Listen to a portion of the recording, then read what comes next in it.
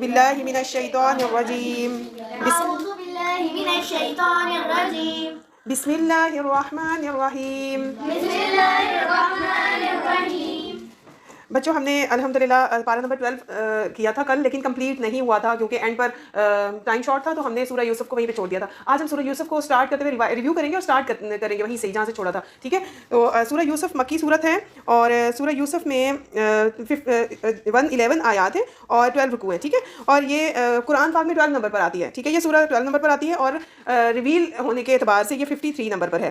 تو شروع کرتے ہیں اللہ سبحانہ تعالیٰ کے نام سے جو بہت مہربان نہایت رحم کرنے والا ہے. الف لام را تلک آیات الکتاب المبین، یہ واضح کتاب کی آیات ہیں. اللہ سبحانہ تعالیٰ فرماتے ہیں کہ رسول اللہ صلی اللہ علیہ وسلم کو مخاطب کر رہے ہیں کہ ہم نے عربی قرآن بنا کر اس کو نازل کیا تاکہ آپ سمجھیں. یہ قرآن ہم نے عربی زبان میں نازل کیا تاکہ آپ سمجھیں، اور ہم آپ سے ایک بہترین قصہ سنانے لگے ہیں. ہم آپ کو ایک بہترین قصہ بتا رہے ہیں، اور اس میں قصہ کس کا ہے؟ حضرت یوسف علیہ السلام. حضرت یوسف علیہ السلام کے خواب کا واقعہ ہے. حضرت یوسف علیہ السلام نے خواب دیکھا اور کس کو بتایا؟ اپنے بابا جان کو جا کے. بابا جان کو کہا کہ بابا جان میں نے دیکھا ہے کہ 11 ستاروں کو اور ایک سورج کو اور ایک چاند کو دیکھا ہے، اور وہ سارے یعنی سورج، چاند اور 11 ستارے مجھے سجدہ کر رہے ہیں.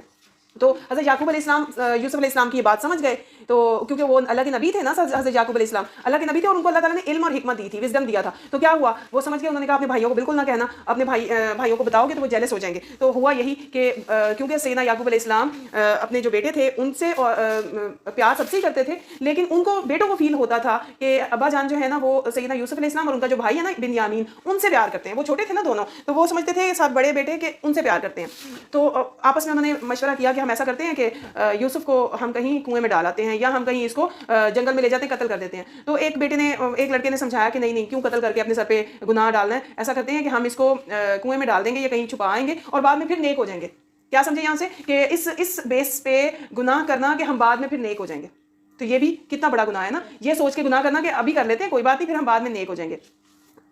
انہوں نے پلاننگ کی، انہوں نے جو بیٹے تھے نا باقی، انہوں نے پلاننگ کی کہ ہم ابا جان سے بات کرتے ہیں. ابا جان کو کہتے ہیں کہ ہم اس کو بنیامین نہیں سیدنا یوسف کو ہم لے کے جانا چاہتے ہیں کہ ہمارے ساتھ یہ چلیں. جیسے ہم کہتے ہیں نا بچوں کو ہم اپنے ساتھ پارک لے جاتے ہیں، تو انہوں نے کہا ہم ان کو گھمانے پھرانے لے کے جاتے ہیں، وہ کھائے گا، پیے گا، کھیلے کودے گا تو فریش ہو جائے گا. تو بابا نے کہا کہ نہیں، میں تو یہ چھوٹا ہے اور اگر تم لوگ کھیل میں لگ گئے، اگر تم لوگ مصروف ہو گئے تو کہیں ایسا نہ ہو کہ اس کو بھیڑیا کھا جائے. تو پھر کیا ہوا کہ وہ انہوں نے کہا کہ آپ ہمارے اوپر اعتبار نہیں کرتے، ہم اتنا مضبوط پورا ایک گروپ ہے، یعنی 11 لڑکوں کا ایک گروپ ہے، سارے مضبوط ہیں، تو آپ ہم پہ اعتبار نہیں کرتے. تو سیدنا یعقوب علیہ السلام کو خدشہ تھا، تو بہرحال انہوں نے جانے دیا، وہ لے گئے. اب انہوں نے اپنی پلاننگ کے مطابق ان کو کنویں میں ڈال دیا اور ان کی قمیض لے جا کے، بتایا تھا نا کل میں نے کہ ان کی قمیض لے جا کے بابا جان کو دی اور کہا کہ اس پہ خون کے چھینٹے بھی ڈال دیا اور کہہ دیا کہ بھیڑیا نے کھا لیا. تو اب میں نے آپ کو یہ بھی بتایا تھا کہ بھیڑیا بڑا سوفسٹیکیٹڈ تھا، اس نے کہا چلو جی اپنی قمیض اتارو میں تمہیں کھانے لگا ہوں. ہے تو یہ کتنی، اب وہ جو پروفٹ تھے نا یعقوب، ان کو سمجھ آ گئی کہ یہ اس میں ضرور کوئی نہ کوئی خرابی ہے، ضرور یہ دال میں کچھ کالا کالا ہے یا تو پوری دال ہی کالی ہے. تو انہوں نے سوچا ایسے کہ انہوں نے پھر کہا کہ آپ لوگوں کے نفس نے آپ کو بہکایا ہے ضرور، اور یہ کوئی سازش ہے، اور میں تو صبر کروں گا، میں اللہ سے امید رکھوں گا اور صبر کروں گا. تو اس سے پتہ چلتا ہے کہ مشکل حالات میں ہمیں کیا کرنا ہے؟ صبر کرنا ہے. ہمارا کوئی نقصان ہو جائے، کوئی لاس ہو جائے، کوئی جیسے والدین کے لیے ہے کہ ان کے بچے کوئی بیمار ہو جائیں یا کھو جائیں یا گم ہو جائیں یا خدا نخواستہ فوت ہو جائیں، تو پھر کیا کرنا ہے؟ صبر کرنا ہے. صبر کرنے کا کہا گیا ہے. تو وہ جو اب انہوں نے کیا کیا کہ اب وہ گھر میں آ گئے تھے اور قمیض بھی دکھا دی تھی، اور اب سیدنا یوسف علیہ السلام کو اللہ تعالیٰ نے وحی کر دی تھی کہ میں ان ساروں کو تمہارے سامنے لے آؤں گا اور یہ سب حالات بدل جائیں گے. اصل میں یہ ساری کی ساری پلاننگ اللہ کی تھی. یہ دکھنے میں تو یہ نہیں لگ رہا تھا کہ بھائیوں کی پلاننگ ہے، یہ پلاننگ اللہ تعالیٰ کی تھی. اگر ایک گاؤں میں کوئی رہتا ہو تو اس کے لیے دوسرے کنٹری میں جانا کتنا مشکل ہوگا نا، اور وہ بھی چھوٹے بچے کے لیے. اللہ تعالیٰ نے سیدنا یوسف علیہ السلام کو ایک درجے پہ پہنچانا تھا، وزیر بنانا تھا نا، ایک ملک کا بادشاہ بنانا تھا. تو کیا ہوا کہ اللہ سبحانہ و تعالیٰ نے ایک پلاننگ کروائی ان کے بھائیوں سے. اور تو پھر کیا ہوا کہ سیدنا یوسف علیہ السلام 3 دن کنویں میں رہے، اور اس کے بعد وہاں سے ایک قافلہ گزرا. قافلے والوں کو پانی چاہیے تھا. جیسے ہی انہوں نے پانی کے لیے اندر ڈول ڈالا تو وہ جو ان کا خادم تھا نا جو پانی دینے گیا تھا، اس نے آواز دے کے کہا مبارک ہو، یہاں تو ایک لڑکا ہے. تو اس لڑکے کو باہر لے کر آئے سیدنا یوسف علیہ السلام کو. اب ان کے بھائیوں نے آ کے نا قافلے والوں کو کہا کہ یہ تو ہمارا غلام تھا، یہ گھر سے بھاگ گیا تھا، اب ہم اس کو بیچنا چاہتے ہیں. تو وہ بیچ دیا، انہوں نے پیسے لے کے خرید لیا. اب وہ مصر جا رہے ہیں. ٹھیک ہے، اللہ تعالیٰ نے کیسے ایک سبب بنایا کہ ایک گاؤں سے اٹھا کے ان کو کہاں بھیجا؟ دوسرے کنٹری میں، کیونکہ اس کنٹری کا انہوں نے فیوچر میں جا کے بادشاہ بننا تھا. تو پھر کیا ہوا کہ وہ جو عزیز مصر تھا نا، انہوں نے جا کے اپنی وائف کو کہا کہ یہ بہت خوبصورت لڑکا ہے، یہ بہت ہی پیارا بچہ ہے، آپ نے اس کے رہنے سہنے کا بہت اچھا انتظام کرنا ہے اور اچھے ماحول میں رکھنا ہے. ہو سکتا ہے یہ ہمارے لیے فائدہ مند ثابت ہو، یعنی ظاہر ہے جب بڑا ہوگا تو انٹیلیجنٹ ہوگا اور کام کرے گا، ہمارے لیے اچھا ثابت ہوگا. تو انہوں نے کہا کہ یہ اچھا ثابت ہو سکتا ہے، آپ نے اس کی دیکھ بھال کرنی ہے اور اس کو بہت اچھے کمرے میں رکھنا ہے، بہت اچھے روم میں رکھنا ہے. تو انہوں نے کہا ہو سکتا ہے ہم اس کو بیٹا بنا لیں، یعنی اڈاپٹ کر لیں. تو ان کی وائف جو تھی انہوں نے سوچا کہ میں اس سے نا غلط کام کراتی ہوں، برائی کا کام کراتی ہوں. تو حضرت یوسف علیہ السلام جو تھے وہ بہت اللہ کا تقویٰ رکھتے تھے. ان کو ہر وقت فیل ہوتا کیا تھا کہ اللہ مجھے دیکھتے ہیں, چاہے بند کمرہ ہو, اندھیرا ہو, کچھ بھی ہو, اللہ تعالیٰ مجھے دیکھتے ہیں, میں کوئی برائی نہیں کروں گا, میں کسی کی طرف بری نظر سے نہیں دیکھوں گا, میں کسی کو برے ہاتھ سے نہیں ہاتھ لگاؤں گا, میں برا کام ہرگز نہیں کروں گا. تو اب وہ جب ان کے ہسبینڈ کو پتا چلا نا, وہ جو عزیز مصر تھے ان کو پتا چلا, تو انہوں نے خاتون نے کہا کہ یہ جو لڑکا ہے نا اس نے برائی کا ارادہ کیا تھا. حضرت یوسف نے کہا کہ میں نے کوئی ارادہ نہیں کیا تھا برائی کا ارادہ انہی کا تھا. تو اس کے بعد اب وہ سمجھ گئے, ان کے ہسبینڈ جو تھے عزیز مصر وہ سمجھ گئے کہ یہ لڑکا غلط نہیں ہے. اب انہوں نے کیا کیا, ساری خواتین جو تھی نا, اس کا جو گرلز کا گروپ تھا, اس میں نا اس کی بڑی انسلٹ ہوئی. انہوں نے کہا کہ دیکھو صحیح اس نے نا کتنی برائی کا کام کیا, کتنا غلط کام کیا کہ اس کو برائی کے اوپر اکسایا. تو انہوں نے کیا کیا, ایک میٹنگ کال کی, ایک سب لوگ بیٹھے ہوئے تھے, وہ خواتین کو اپنی ساری سہیلیوں کو بلایا, وہ ساری بیٹھی ہوئی تھی, اور حضرت یوسف علیہ السلام کو لے کر آئے.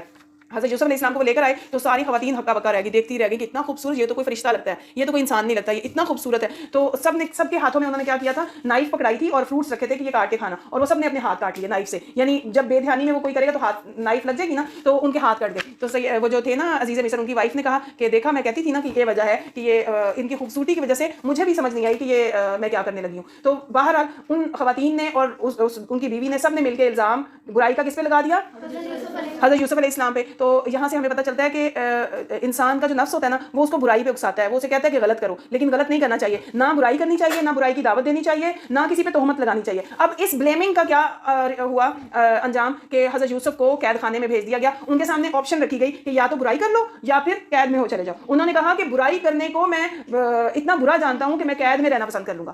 تو اس سے کیا ثابت ہوا, کوئی اور انسان ہوتا تو کیا کہتا ٹھیک ہے میں برے راستے پہ چلا جاتا ہوں, تو مجھے قید مت کریں, پلیز مجھے قید نہ کریں, مجھے پکڑے نہ. اب اگر کسی کو کوئی کہے کہ تم نا اگر اچھا کام, یہ اس راستے پہ جاؤ گے نا, یہ اچھا راستہ ہے, تو ہم تمہاری پٹائی کریں گے, ٹھیک ہے, وہ کہے گا نہیں مجھے پٹائی نہ کرو, میں برے راستے پہ چلا جاتا ہوں. تو ایسا ہوگا, ایسا نہیں کرنا کبھی بھی زندگی میں. ہمیشہ یہ سوچنا ہے کہ ہمیں اگر زندگی میں سختی سہنی بھی پڑے, پھر بھی ہم نے برائی کی طرف نہیں جانا.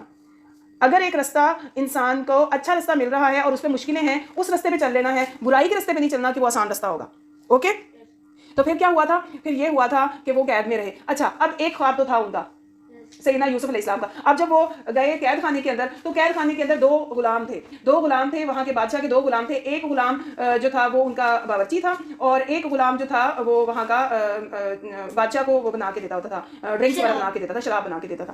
تو کیا ہوا کہ ایک نے خواب دیکھا کہ میں جو ہوں بادشاہ کو انگوروں کی شراب جو ہے وہ بنا کے دے رہا ہوں, اور ایک نے دیکھا کہ میرے سر کے اوپر بہت سے پرندے ہیں جو میرے سر کو کھا رہے ہیں اور مجھے آہستہ آہستہ کھاتے جا رہے ہیں. تو اس طرح کا خواب تھا ان کا. اب یہ دوسرا خواب ہے, یعنی اس میں نا خوابوں کی باتیں ہیں. اب ایک خواب تھا حضرت یوسف علیہ السلام کا, اور وہ ایک خواب تھا ان دونوں غلاموں کا. اب یہ دونوں غلام انہوں نے دیکھا کہ یہ جو آدمی ہے نا یوسف, یہ قید خانے میں سب سے پڑھا لکھا انسان ہے, سب سے وائز ہے, اللہ نے ان کو حکمت دی, وزڈم دیا, علم دیا, اور سب سے سوبر تھے, دیکھنے میں سب سے خوبصورت تھے. تو انہوں نے کہا کہ ہم نا جا کے ان سے خواب بتا کے نا پوچھتے ہیں کہ آخر اس کی تعبیر کیا ہے. تو وہ پھر کیا ہوا کہ انہوں نے جیسے ہی خواب بتایا تو سیدنا یوسف نے کہا کہ ابھی تم بیٹھو, جیسے ہی کھانا آئے گا نا, آپ لوگوں کا کھانا کھانے کے لیے کوئی دینے آئے گا, میں اس سے پہلے اس کی تعبیر بتا دوں گا. تو انہوں نے اس دوران ان کو انتظار کیسے کرایا, انہوں نے انتظار یہ نہیں کرایا کہ چلو یار ابھی بہت ٹائم ہے, آج تھوڑا کھیل لیتے ہیں, ابھی تو نماز میں بڑا ٹائم ہے, تو پھر جب کھیلنے لگیں گے تو نماز بھی جاتی رہے گی. ایسی کال کئی دوست دیتے ہیں نا, تو ایسی کالز میں نہیں آنا, سیدنا یوسف کی طرح بننا ہے انشاءاللہ. انہوں نے کیا کال دی, انہوں نے کہا کہ اللہ سبحانہ و تعالیٰ کی عبادت کرو, تم لوگ شرک نہ کیا کرو. کیا کیا, اللہ کی طرف اتنی دیر وہ دیتے رہے دعوت, اللہ کی تبلیغ کرتے رہے.